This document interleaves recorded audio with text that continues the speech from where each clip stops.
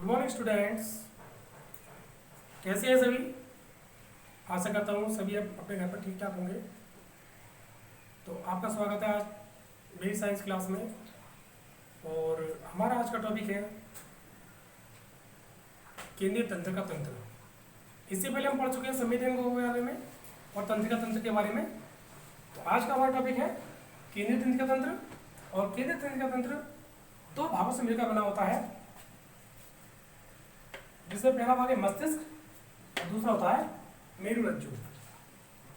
आइए हम चर्चा करते हैं मस्तिष्क के बारे में। मस्तिष्क तंत्रिका तंत्र का अति संवेदनशील अंग होता है। यह तंत्रिका ऊतकों से बना होता है और मस्तिष्क कोश में सुरक्षित रहता है। यह बाहर से दोहरे आवरण द्वारा घिरा रहता है, जिसमें सबसे बाहरी आवरण को दृढ़तानिका और उसके अंदर के आवरण को मृदुतानिका कहते हैं। इन दोनों आवरणों के मध्य एक तरल द्रव भरा होता है, जो मस्तिष्क को बाहरी आघातों से सुरक्षित रखता है। मस्तिष्क का जो द्रव्यमान होता है वो लगभग 1.5 किलोग्राम और मस्तिष्क का जो आयतन होता है वो लगभग 1650 सीसी होता है। ये मस्तिष्क का द्रव्यमान है और ये उसका आयतन है। मस्तिष्क मुख्य रूप से 3 भागों से मिलकर बनता है। मस्तिष्क के 3 भाग है। इससे पहला है प्रमस्तिष्क,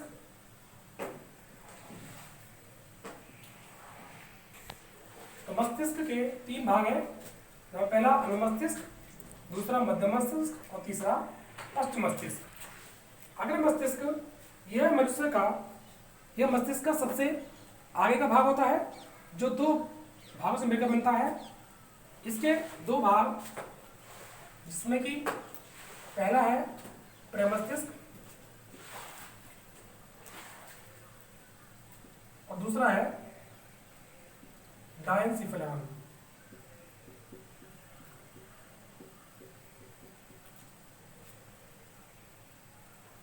आगे मस्तिष्क 2 भागों से बनता है। अब हम चर्चा करते हैं मस्तिष्क के सबसे बड़े भाग प्रमस्तिष्क पर। यह मस्तिष्क का सबसे महत्वपूर्ण और सबसे बड़ा भाग होता है, जो एक लंबी खास द्वारा 2 गोलार्धों में बटा होता है। प्रत्येक गोलार्ध में 3 दरारें होती हैं। यह धूसर द्रव्य और श्वेत द्रव्य से मिलकर बनता है। इसका कार्य क्या है?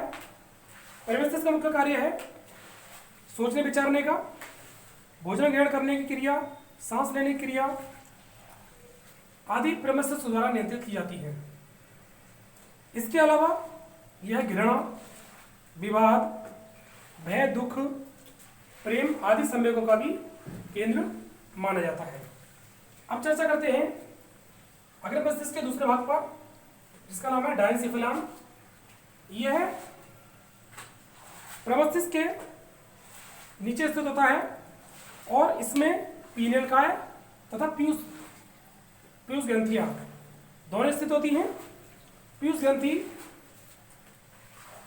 जो सबसे बड़ी ग्रंथि है, जो अन्य ग्रंथियों पर अपना नियंत्रण रखती है, इसलिए इस पीयूष ग्रंथि को हम मास्टर ग्रंथि कहते हैं। यह मस्तिष्क के थैलेमस और हाइपोथैलेमस 2 भागों से मिलकर बनता है। इसका कार्य यह शरीर का ताप नियंत्रण करता है। जनन क्रिया, उपापचय, दृष्टि ज्ञान आदि का नियंत्रण डायनसिफेलान द्वारा होता है। आइए चर्चा करते हैं मध्य मस्तिष्क पर। यह बहुत छोटा सा भाग होता है, जो अग्र मस्तिष्क और पश्च मस्तिष्क के मध्य स्थित होता है।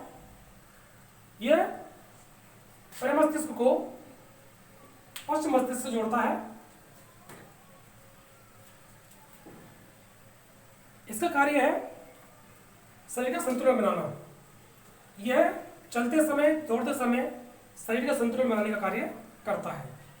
आइए चर्चा करते हैं पश्च मस्तिष्क पर। यह मस्तिष्क का सबसे पिछला भाग है, जो मस्तिष्क के नीचे की ओर होता है और यह 2 भागों से मिलकर बनता है। इसके भी 2 भाग हैं, जिसमें पहला है अनुमस्तिष्क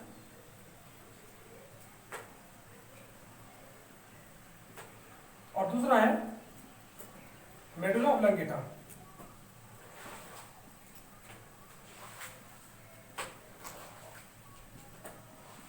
मेडुला ऑब्लांगेटा। आइए चर्चा करते हैं अनुमस्तिष्क पर। यह प्रमस्तिष्क के नीचे स्थित होता है और यह प्रमस्तिष्क से छोटा भाग होता है। इसका कार्य है यह चलना, कूदना, दौड़ना आदि गति वाले कार्य को नियंत्रित करता है और ऐच्छिक मांसपेशियों में होने वाली गतियों को भी अनुमस्तिष्क नियंत्रित करता है। यह गोलाकार रचना में मस्तिष्क के नीचे स्थित होता है। दूसरा इसका भाग है मेडुला ऑब्लांगेटा।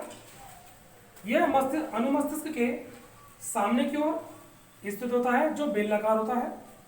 यह मस्तिष्क का सबसे पिछला भाग है जो कि मेरुरज्जु से जुड़ा होता है।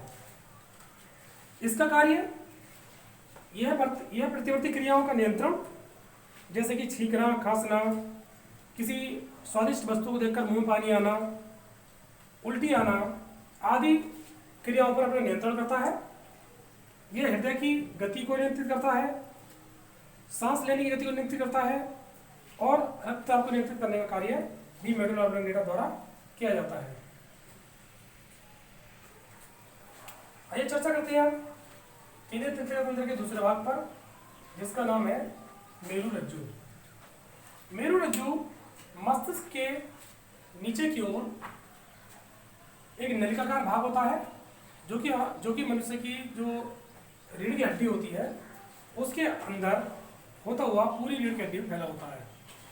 इससे 31 जोड़ी रीढ़ तंत्रिका निकलती हैं जो कि पूरे शरीर में फैलकर जो प्रतिवर्ती क्रिया है उनका नियंत्रण करती है। मेरुरज्जु भी मस्तिष्क की तरह बाहर से 2 आवरण द्वारा ढका होता है जिन्हें ड्यूरामेटर और पायामेटर कहते हैं। इनके द्वारा मेरुरज्जु की सुरक्षा होती है। इन दोनों परतों के बीच में एक तरल द्रव भरा होता है जो कि मेरुरज्जु को बाहरी आघातों से बचाता है। मेरुरज्जु या स्पाइनल कॉर्ड जंतु शरीर में होने वाली प्रतिवर्ती क्रियाओं को नियंत्रित करने का कार्य करते हैं। प्रतिवर्ती क्रियाएं वो होती हैं जो कि मस्तिष्क की बिना जानकारी के स्वतः घटित होती हैं, जैसे कि छींक आना, खांसी आना, किसी गर्म चीज़ को छूते ही हमारा हाथ का स्वयं हट जाना या किसी नुकीली वस्तु पर हमारा पैर पड़ जाने से हमारे पैर का तुरंत उठ जाना।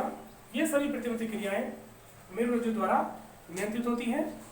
इस प्रकार मेरुरज्जु द्वारा इन क्रियाओं का नियंत्रण होने से मस्तिष्क पर कार्य का भार कुछ कम हो जाता है और ये दोनों अंग मिलकर शरीर में होने वाली सभी क्रियाओं पर अपना नियंत्रण और समन्वय रखते हैं।